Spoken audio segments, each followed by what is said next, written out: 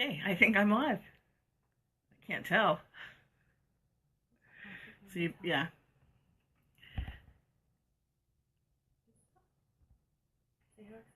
I am. I'm. Oh yes, it's there's there. Um, I am very excited to be here. I'm Ceci Giltenan, and it's just a thrill to be able to celebrate this book that's been so long in coming. Um, and so I'm just here to help have some questions. I have questions ahead of time. I see one from, sorry, Sharon, I have no idea how to pronounce your last name. I'd say Gualiardo. Anyway, she asks, why time travel? What made me delve into that? And there's pretty much one big reason. When you're writing for a modern audience, they like modern heroines, except that modern heroines don't always fit in historical romance because uh,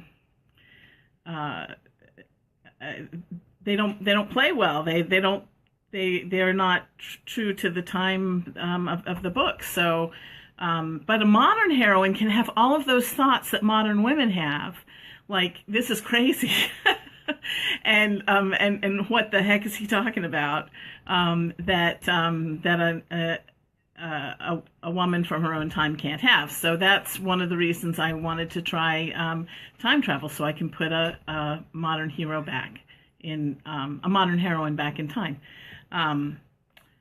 So that's pretty much the big reason. But I also in the actual story though, I thought up when I was like 19. I wrote the short story, so I guess I've always kind of been interested in time travel. So I'm going to go. I had some questions that were asked ahead of time, so I will. Hi, everyone. Oh, gosh. Charlene and Kelly.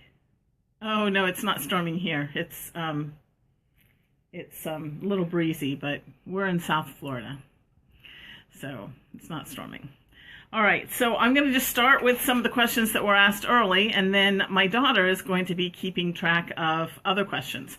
So I had one of the big questions I had from two people, Mary Ann Landers and Daphne Monaco. How did I come up with the idea for two stories stemming from the same situation but with different endings? And I've always liked plays and stories that had optional endings. So I don't know if you remember, I'm old, but I don't know if you remember when the Clue movie came out, there were several endings, and depending on which one you saw, that was, you saw a different ending. So I always thought that was kind of a cool idea, but it really comes more down to the fact that the concept behind the pocket watch is that Gertrude is fixing things that went wrong, or trying to write things that bring people together that belong together. So she's kind of guiding destiny a little bit. But on the other hand, everybody has free will.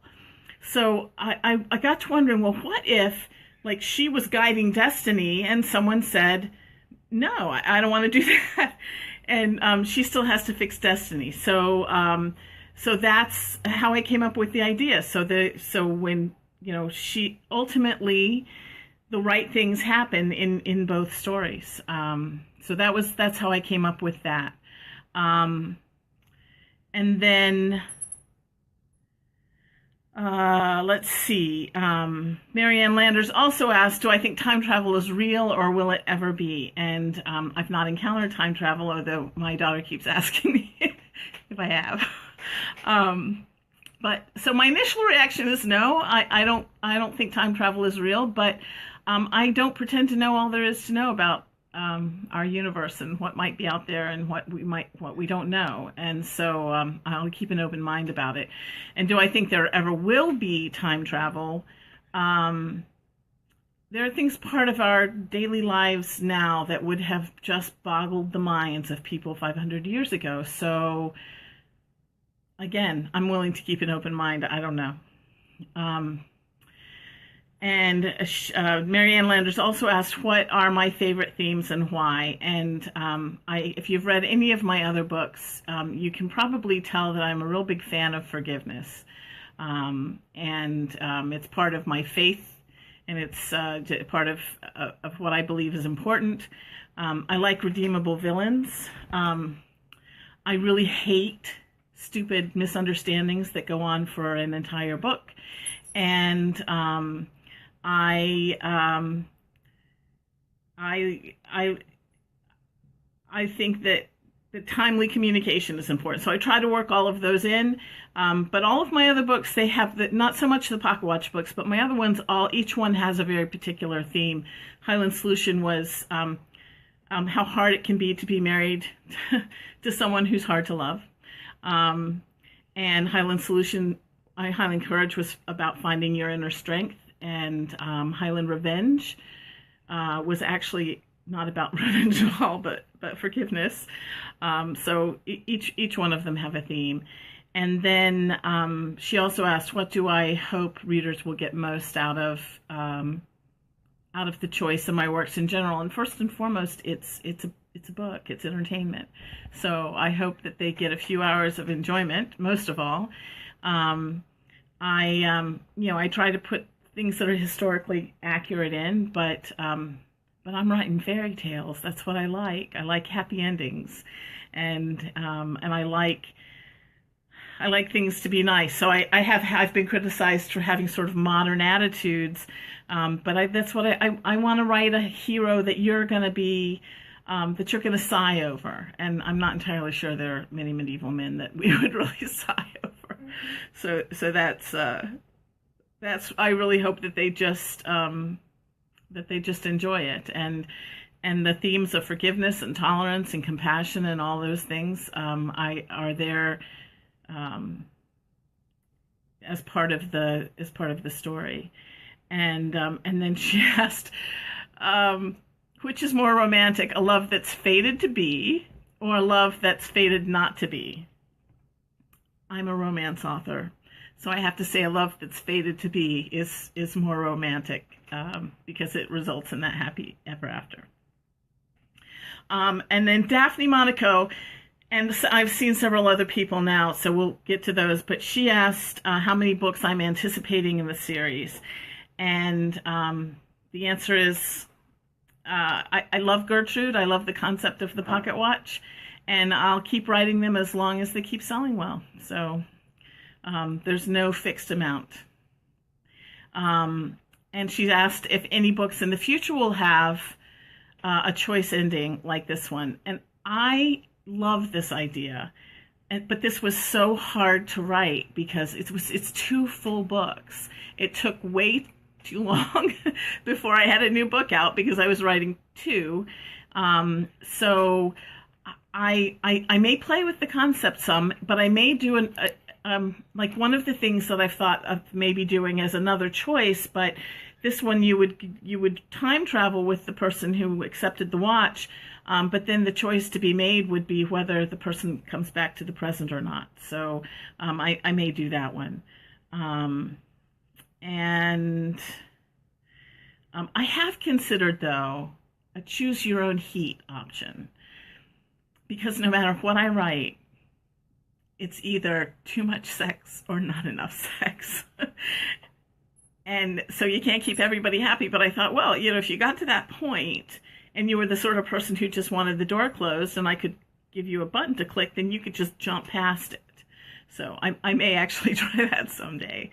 And I also may do another pair like The Midwife and Once Found, which there were the flip sides of the same story. So, Megan, I need for you to... Why did you pick the name Gertrude? Oh, that's a good question. Why did I pick the name Gertrude? The answer to that is actually in my note at the end of the Pocket Watch. But when I was doing research about different kinds of time travel and what different people have done,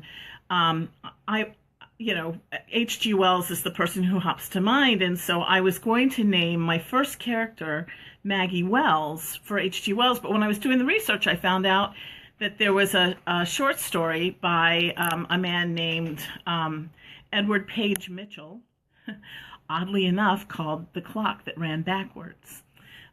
So I read it, and it's not, the time travel isn't the same as in the pocket watch, but I thought it was pretty cool that it was a timepiece that was the conduit for travel, and one of the main characters in The Clock That Ran Backwards, one of the time travelers, was a woman named Gertrude. So it was a nod to Edward Page Mitchell, as was Maggie Mitchell's last name, and her father's name was Edward and her sister's name was Page. And then you'll notice in this novel, in the choice, I gave the heroine H.G. Wells' last name, so she's Sarah Wells.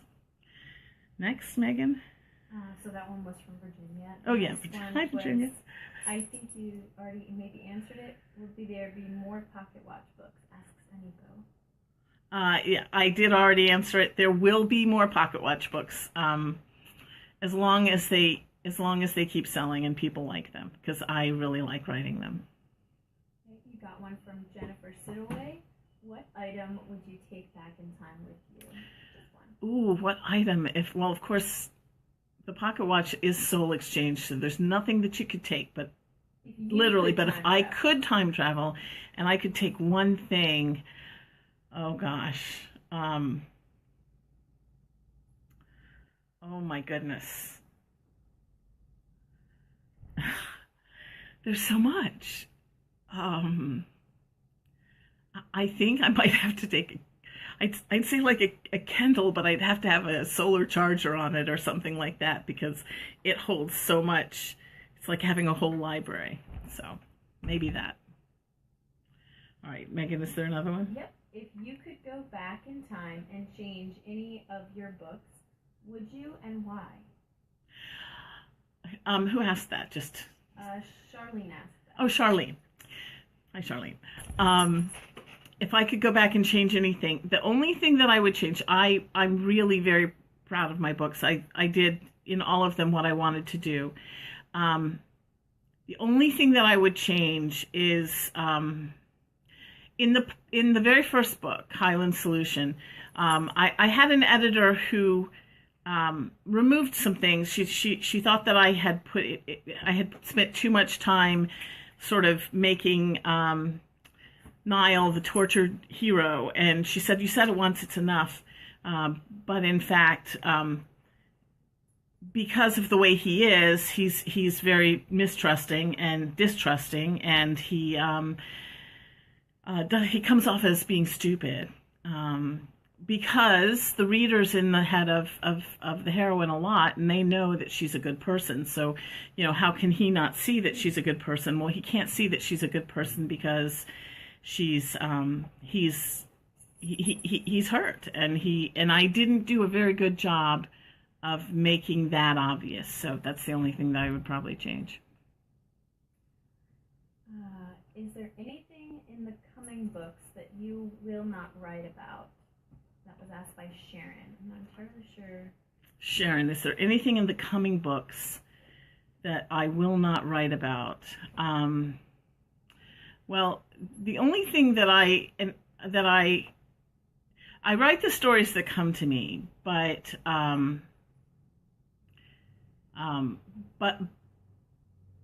am very devoutly Roman Catholic, so I probably would avoid things that I think are morally wrong. I would probably never have a heroine make a choice to have an abortion. I do believe that women have the right to choose what happens to their own body, but I believe, for me, that abortion is wrong. So I probably wouldn't have a heroine in one of my books make that choice. But I can't think of, other than something that I find morally reprehensible, I can't think of anything now. Charlene asks, how do you pick the characters for your books? Oh, how do I pick the characters for my books? I well, the main characters are people that I create, and I can create a whole backstory for them. I know much more about my characters than ever goes into the book. Um, but I do take a little shortcut with secondary characters, and those I will cast from friends, and I never cast a villain from a friend, but just a nice person in the town, or the baker or whatever. I think of somebody that I know and like, that I think has the right personality for the character, and then when I'm writing and I have these side characters, I know, well, that this one is this person and that one's that person, and the only one that I can actually name is in Once Found. Gabriel's mother is a woman named Natalie. And one of my very best friends in the whole world is Natalie Vincent. And she's an Italian mother. And she is the model for Gabriel's mother. And she let me name the character Natalie, too. So that's how I do that a lot. Are you going to write about the professor from Once Found, and Alba? The professor from... Am I going to write about the professor from Once Found? You mean Dr. Rose? He's a psychiatrist, and I suppose he is a professor as well. Actually, Anne, I've been thinking about that. So... She has. I'll confirm that. I have heard her talk about Dr. Rose. So Megan's heard me talk about Dr. Rose. Dr. Rose appears obviously again in the choice, and I suspect, like Gertrude, he'll appear in other ones. For those of you who don't know, Dr. Rose turns out he traveled at some point with the watch and returned to the future, and so sometimes. I figured, like, if you decided to come back, you might have some things that you'd need to sometimes talk about. So Gertrude sends people to Dr. Rose if they need that kind of help. So I may write a story about him. And Nico asks, would you accept the watch if Gertrude offered it to you? So and Nico asks if I would accept the watch, and hell yeah. I would.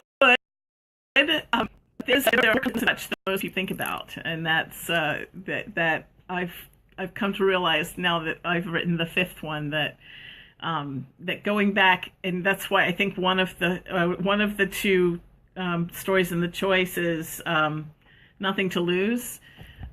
Except that I think that you automatically have some things to lose when you go back and have to decide whether you're coming forward or not, and then so forth. And Virginia Smith can make pies. Virginia Smith asks if Gabriel has a brother that you could write about. Oh, Gabriel has lots of brothers, and actually, one of his brothers appears just very briefly in the Christmas Present. If you haven't read it, I won't give it away, but the heroine of the Christmas Present is an older woman, and her children are grown, and her daughter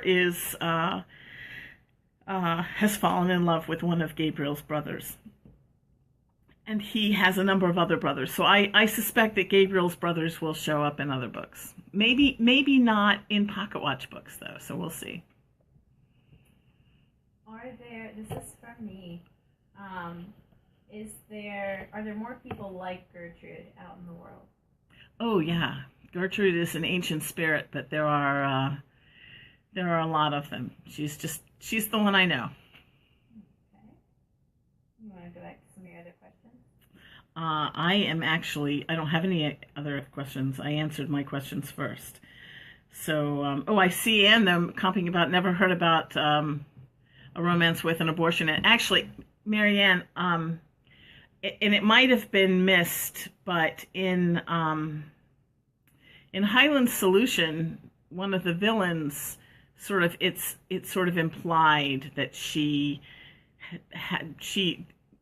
may sort of, I say she had lots of miscarriages, but the implication was in fact that she they were intentional, but she was one of the villains. So anyway, but I think you're right. I think it's a romance, so putting something in a romance that's a difficult subject that's not very romantic might not be a good idea. Which of your characters do you feel you identify the most with? Which of my characters do I feel I identify the most with? Well, it would have to be, I'm sorry the dogs are going to bark. Just, my husband's coming in the front door. No, they're going to be good. Okay, the heroine in The Christmas Present is the person I identify with most. So if you've read it, you might know why. But her name is Anita, and she's the one who I identify with most. Okay, so Lori Klein asks, "What do you do when you get writer's block?" It's funny, Lori, because when I was employed full time, I had flexibility in when I could work. So if I had an idea about a book, I'd start writing, and then I'd switch. When I got a block, I'd switch to my other work, and I'd do the other work, and then sometimes the block would come undone. But now what I do is I switch back and forth between books, or I go swimming, or crochet something. And then eventually it works its way out. Courtney Kinder asks, "Who has been the hardest character to write?" The hardest character to write. The hardest character to write was in Highland Echoes, and it was that was the story of Grace and Bram, and it was Bram's father, because he was kind of a villain, except that he had really good intentions, and so keeping it clear that he was, everything he did because he thought it was right for his family and his clan and his son, and he wasn't always right, but he had the best of intentions. So conveying that in a way that was believable was pretty hard, I think. And by the way, Virginia, do you see the picture behind me? That picture hung in my grandmother's house in West Virginia my entire life, and that's the only thing I really wanted from her house. So that's my West Virginia picture. I have no idea what it is. It looks like a late 19th century lithograph of some sort. No idea what it is. Anyway, that's my West Virginia picture. Ooh, Jennifer Sidaway asks, "Is the pocket watch sentient, and could it at any point rescind its gift because it feels like its power is being abused?" Oh, Jennifer, that's a good question. Is the pocket watch sentient, and could it at any point rescind its gift because it feels like its power is being abused? I have never considered the pocket watch sentient. I actually I sort of think of it as an extension of Gertrude more than anything else. And Gertrude is, for lack of a better word, an angel, an ancient, and so I don't think that would be in her to behave. What's the word I want? Or to be mean, but I've never thought about it, so I may have to consider that. That's kind of a good idea. When did you decide you wanted to be an author? Well, I remember writing little staple books when I was real little, and then I liked writing, and when I was in 6th grade, the 6th grade prophecy was being written, and Frank, the guy who was in charge of it, asked me what I wanted to be when I grew up, and I said I wanted to be a nurse, and he said, "Oh, you can't be a nurse. Jennifer's going to be a nurse. I'll make you an author." So it turned out I did both. I did become a nurse. But then, actually, when I went to college, what I really wanted to be was an author. And I was told by numerous people, oh, don't do that, don't do that. You'll never make a living. You need to get an education where you can make a living. So that's what I did. I got an education where I could make a living, and then eventually started writing. So I see one from Anika. What am I working on now? I am almost finished, actually, with Highland Redemption, which is Thomas's story. So if you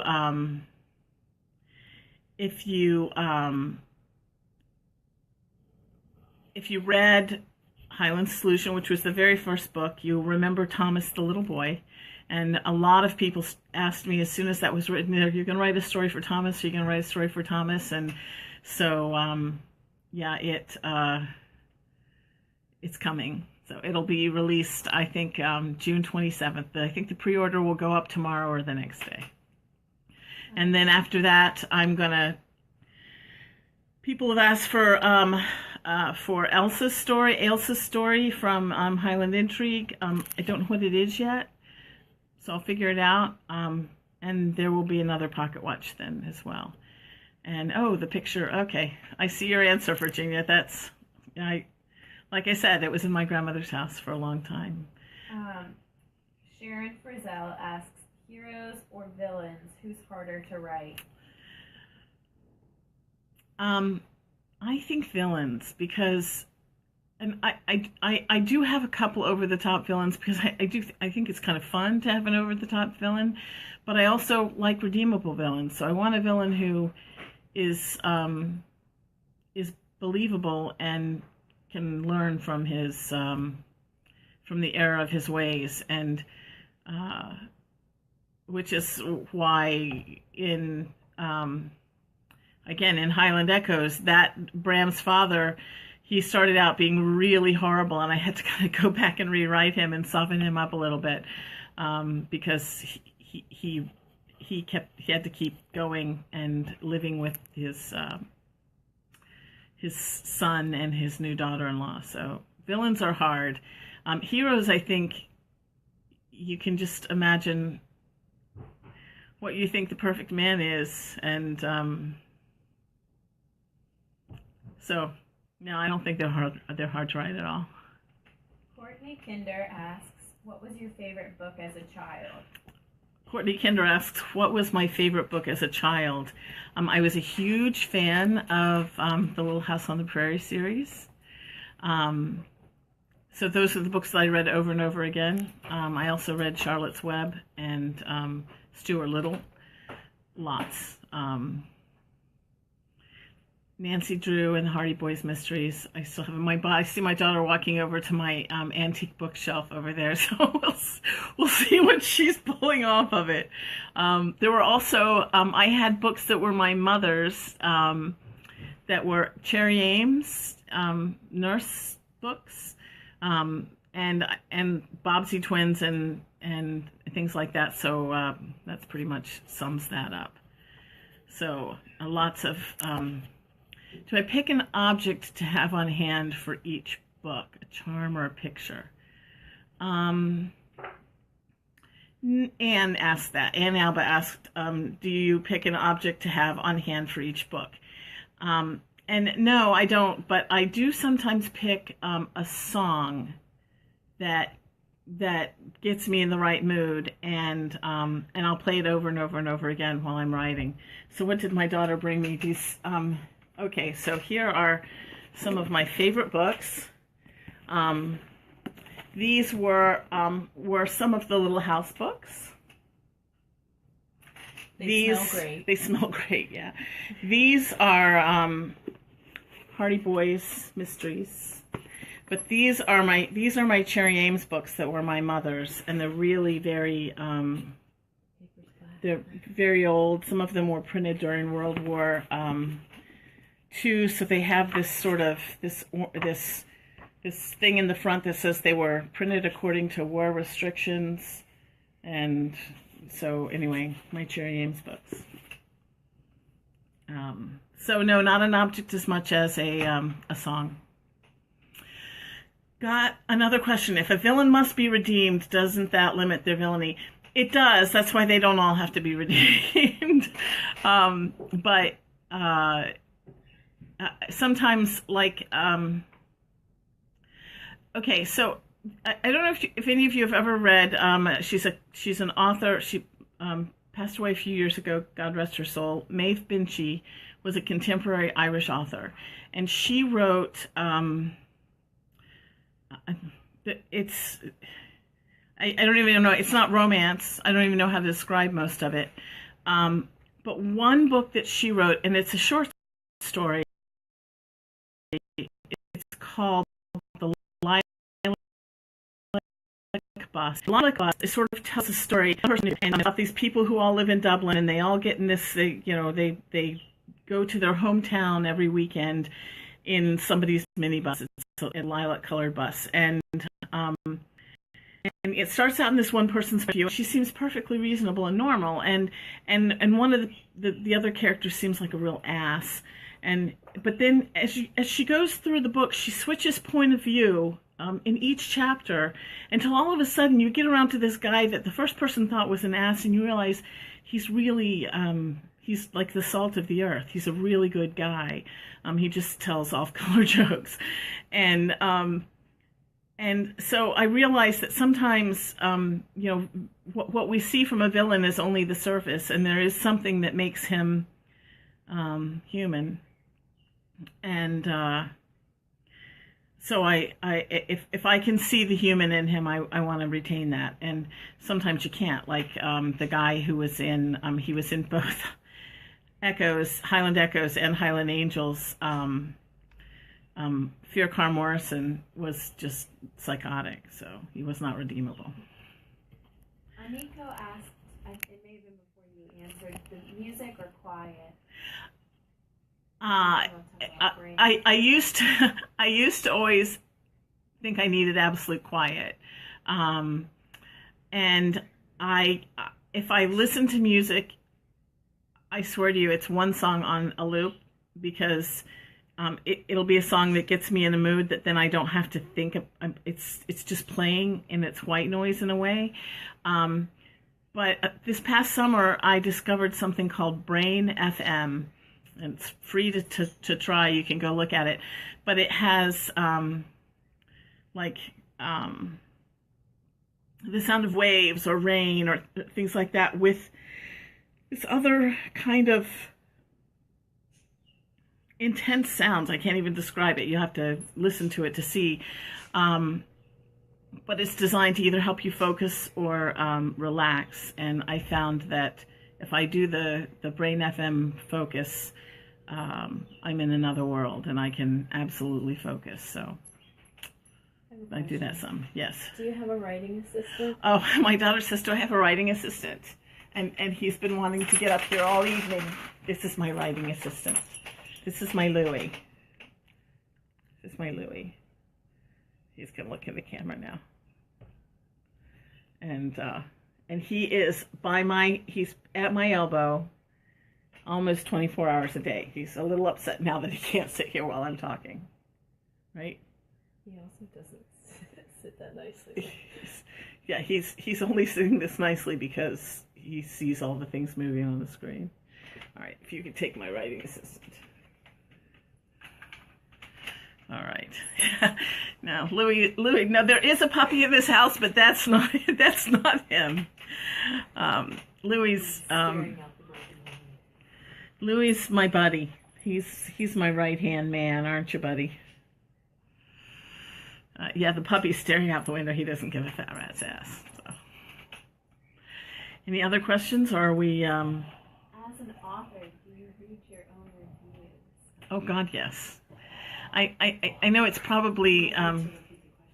Megan asked me, as an author, do I read my own reviews? And, yeah, I can't not do that. I know there are people who say they don't, and I'm not sure I believe that. And I do get really hurt by reviews. I don't mind if someone doesn't like something I've written, and if they tell me that it's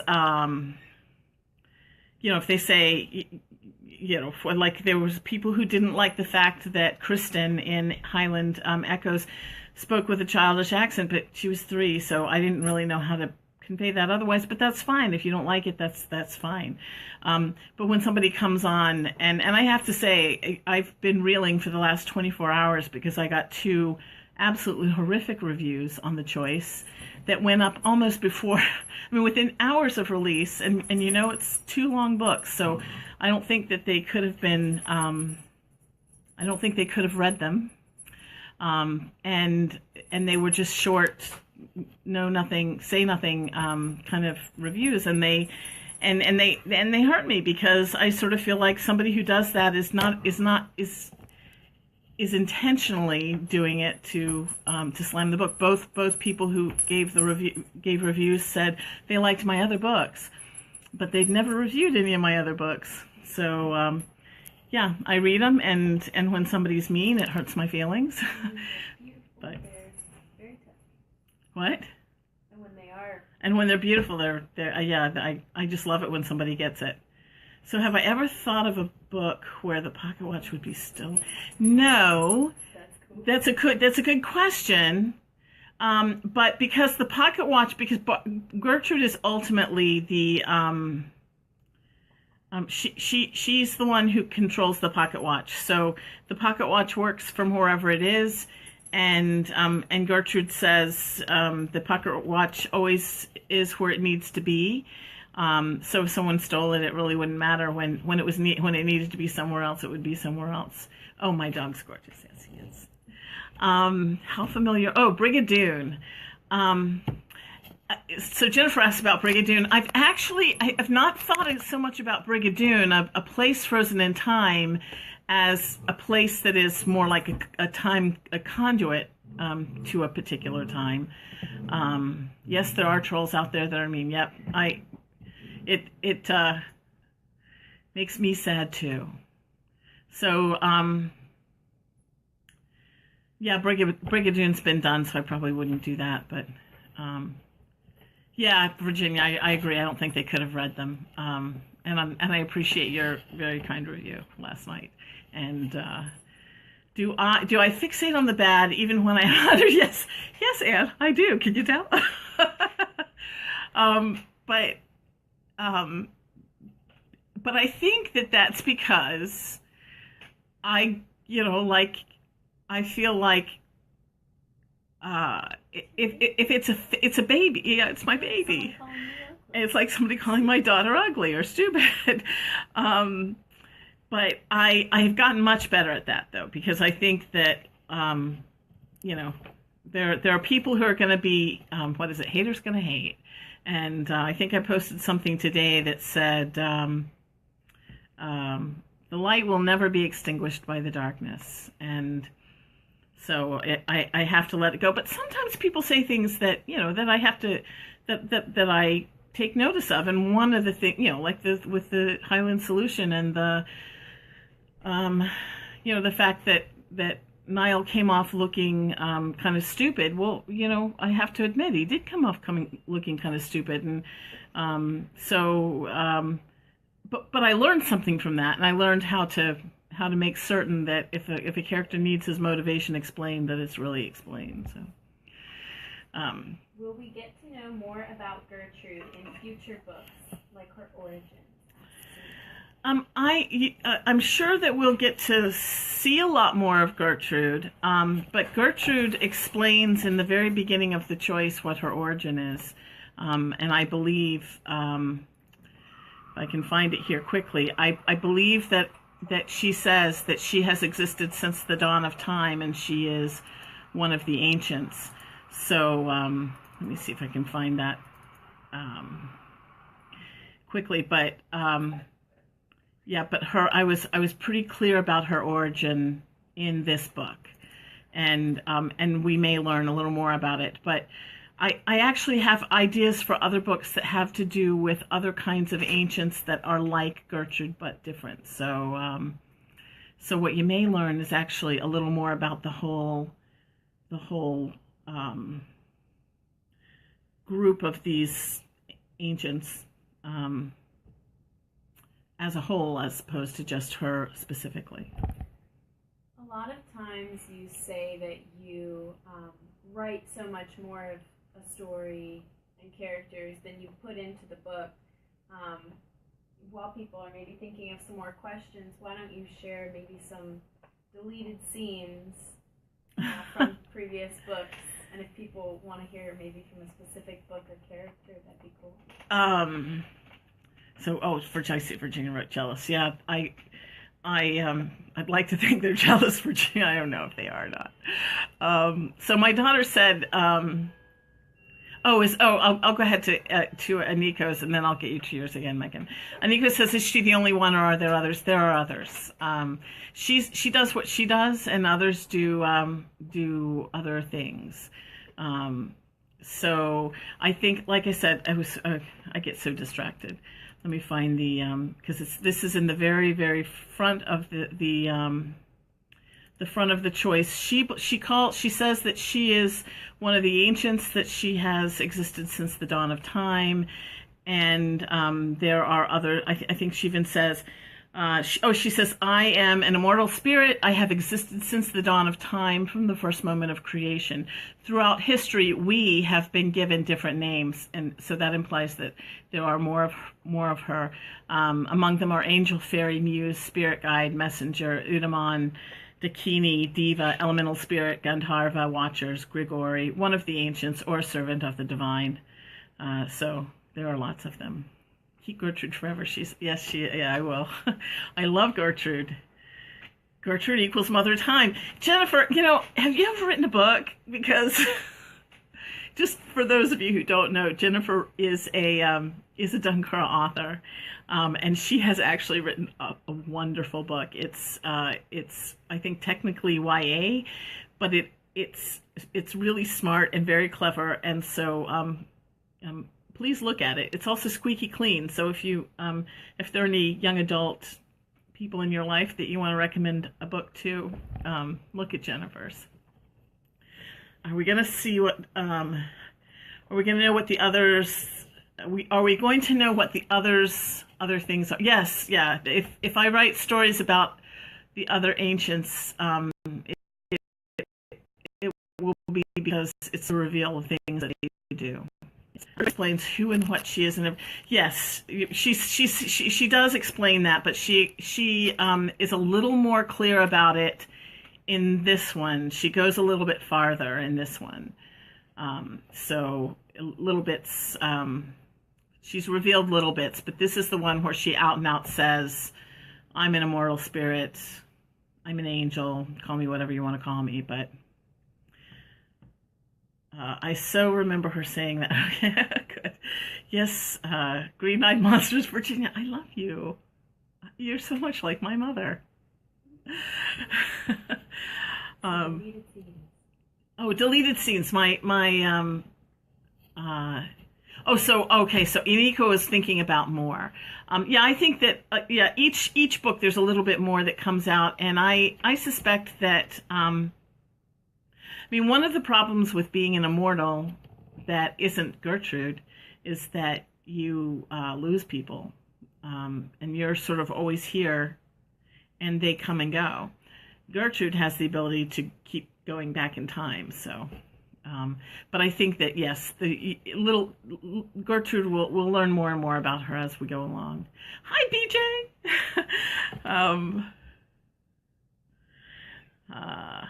And hi, Pat. No worries. You can always go back and look at what's already been said.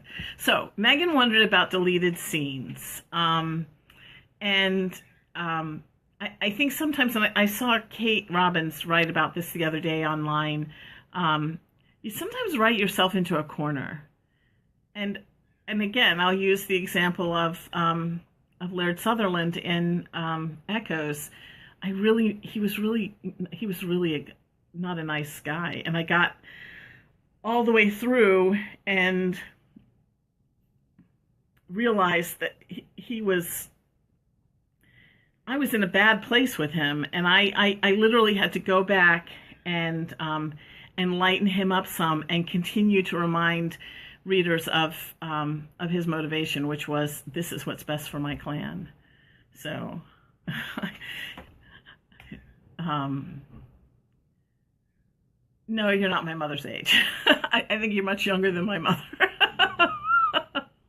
But my mother's birthday is coming up. We're in a big party. Shh, don't tell her. She acts like she's 20. Yes, yeah, my mother, Megan, says she acts like she's 20, and she's getting ready to be 85. She goes to the gym 3 times a week. She bowls once a week. She organizes she works as a volunteer in the emergency room in the local hospital and organizes all of the volunteers in the emergency room at the local hospital.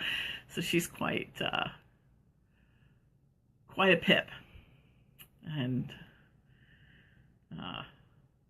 so yeah, but Virginia, the West Virginia thing, for those of you who don't understand, Virginia lives in West Virginia, and my parents are from West Virginia, and so I spent a lot of my youth in West Virginia, and so I'll see Virginia say things or post things or talk about stuff she's made that is very very part of my upbringing that I always like. Yes, my mother's in significantly better shape and has much more energy than I do. She's definitely a go-getter. Deleted scenes. I told you a deleted scene. From some more books. Well, they get changed more than deleted. I don't usually cut stuff out. Maybe tell us about the current scene that. But I guess one of the things that I guess one of the things more than deleted scenes, there are all kinds of connections between my books. So like when I say no more about a character, you might not realize this, but Maggie Mitchell and Logan Carr, the 2 characters in the Pocket Watch, the hero and heroine in the Pocket Watch, are actually like Niall McKeon's great-grandparents. And there are all kinds of those little connections. So like in the Pocket Watch, on their wedding day, Logan gives Maggie a brooch that's a ring of bog myrtle, which is a symbol of Clan Carr. And then in Highland Echoes,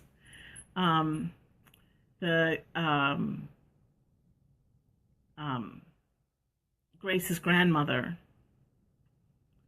Grace has a brooch, and she doesn't know what it is. But when she meets her grandmother knows that it's a ring of bog myrtle. It's a symbol of Clan Carr, and that's the same brooch that Logan gave Maggie in the Pocket Watch. And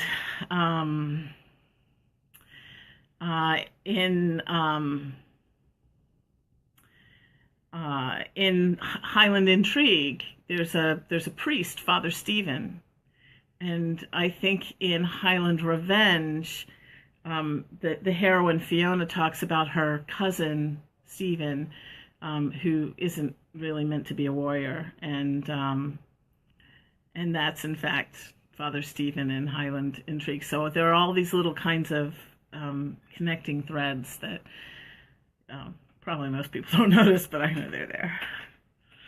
Oh, you claim me. Oh, great, Virginia. Thank you. Jennifer asks, have you ever wanted to save one of your characters through the use of time travel, like saving them from Pompeii or another natural disaster? Gertrude says that you will never be put in a position where you can change time in a way that is going to have any impact. And there's a big discussion of that in the very beginning of this book, because both Sarah in The Choice and Maggie in the Pocket Watch, Sarah lost both of her parents and her brother in a car accident, and Maggie, her mother died of cancer, and they both would have liked to have done something to make that not happen. I think what she may have meant was like before somebody would be in a natural disaster, Gertrude would offer them the watch. Oh, before they could be in a natural. That was my understanding. Yeah, it's possible, and I haven't actually ruled that out. But what they can't do is change something that has already happened in their life. So Gertrude has power over the pocket watch, but I wonder how it affects her. Gertrude is tapped into the energy of the universe, so it doesn't.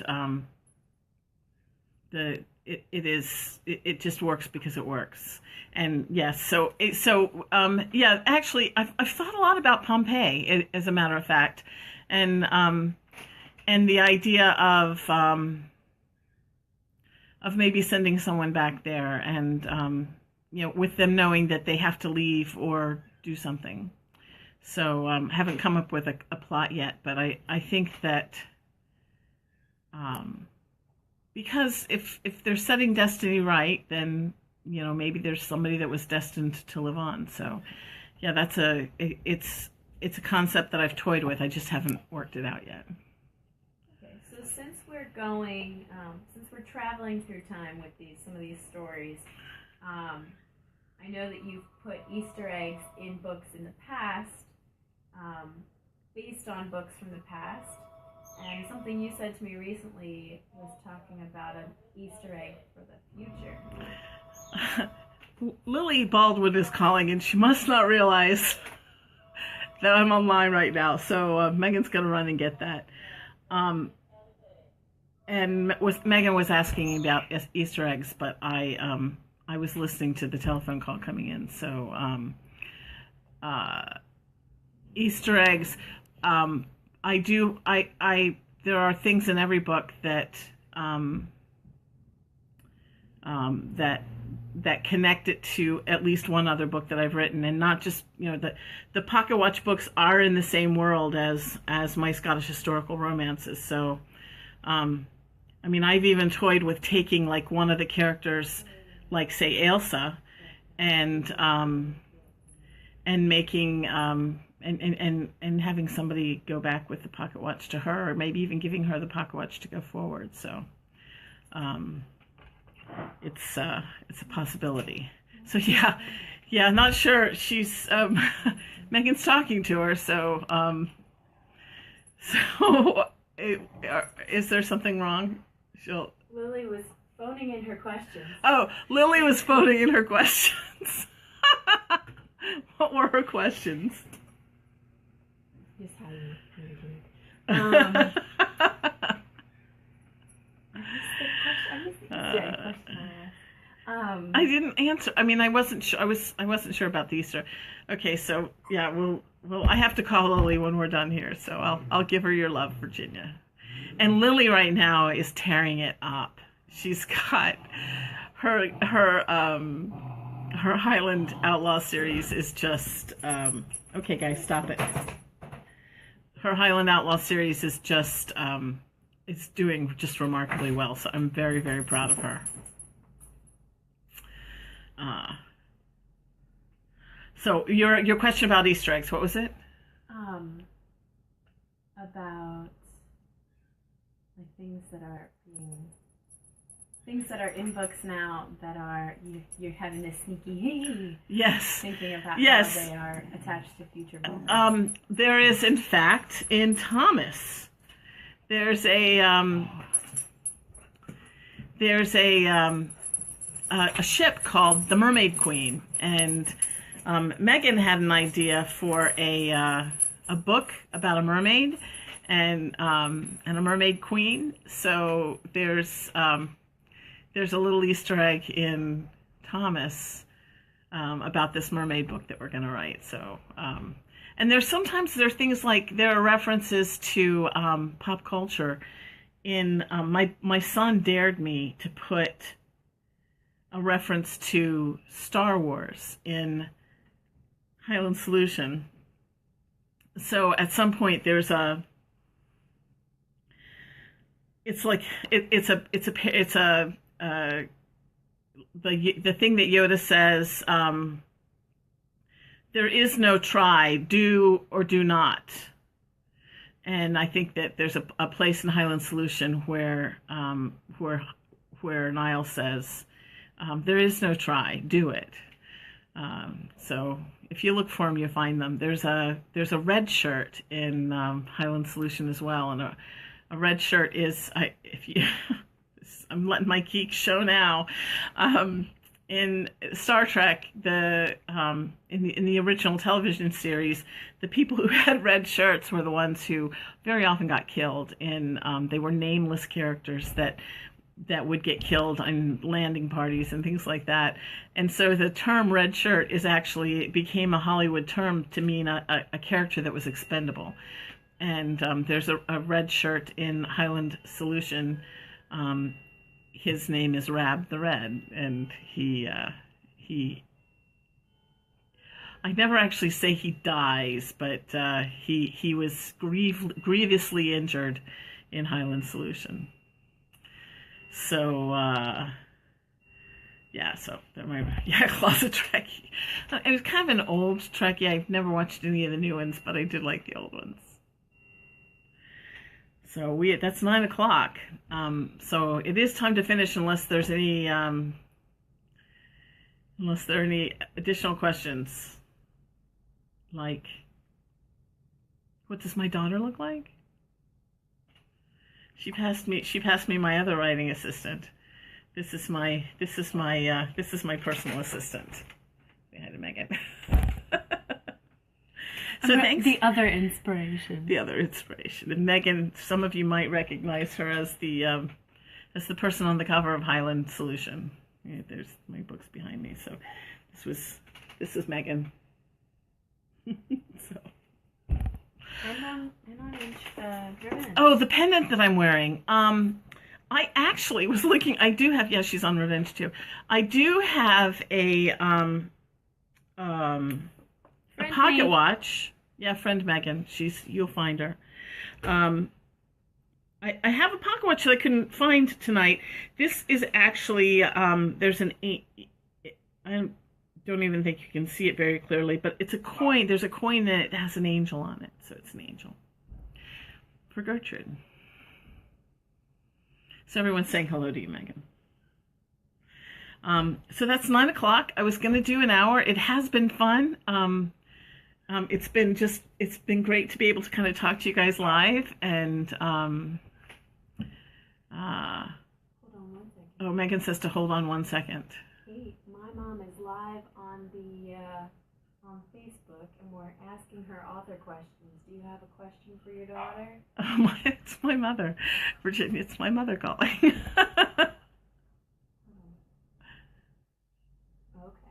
What's your favorite book that you've written? My favorite book that I've written, I love The Choice, and I usually think that yes, she is Irish for sure, isn't she? I definitely put a lot of myself into it, and it has to balance, because they have to be the same characters in both stories. So it took a lot of effort, and I'm really, really proud of it. And I think that's why those negative reviews kind of put me over the edge yesterday. But I think it's my favorite. But if I had to pick another one other than that one, I love Once Found. I think Gabriel is just one of the greatest heroes I've ever written. So if I had to pick a hero, it would be Gabriel. I think he's a... Your mom says she's very proud of you. My mother says she's very proud of me. So, and that's like Virginia said, she claims me. All right, well, thank you. And I think I will be good. And I'll be good. And if you aren't, name it after you. Virginia, I think I need a character, Virginia. And there's Sandra. Okay, so everyone who sees Sandra there, this is a little known fact. Sandra and I lived next door to each other when I was in first and second and third grade in Virginia. So I've known her longer than practically anybody else I know that's not in my family. And it was great. We went to Megan and my husband and I went to RomCon in Denver in the summer, and I got to see Sandra again after years of not seeing her. So, all right. Well, tell her what Sandra's sister gave you. Oh, yeah. Thank you, Megan. Sandra's sister, Paula. Sandra's a little older than I am. Paula was closer to my age, and oh, sorry, Sandra, I didn't mean to. But we always wanted Sandra to marry my brother, and that didn't happen. But Paula, we went to the beach one year together, and Paula was reading a historical romance, and when she was done, she gave it to me, and that was the first historical romance I ever read. So you can all thank Sandra for, or her family at least, for getting me hooked on historical romance, and I'm interested in writing it. So I'll say goodnight, and you guys have a great night. This has been tons of fun, and I will give kisses to my mom. And I will tell my parents hi from you, Sandra. So love you all, and please read the choice. And if you like it, tell your friends about it. And if you really like it, leave a review. And we'll be giving away some copies of it. It's like I said, I put a lot of myself in this one, so I hope you enjoy it. Love you all. Bye bye.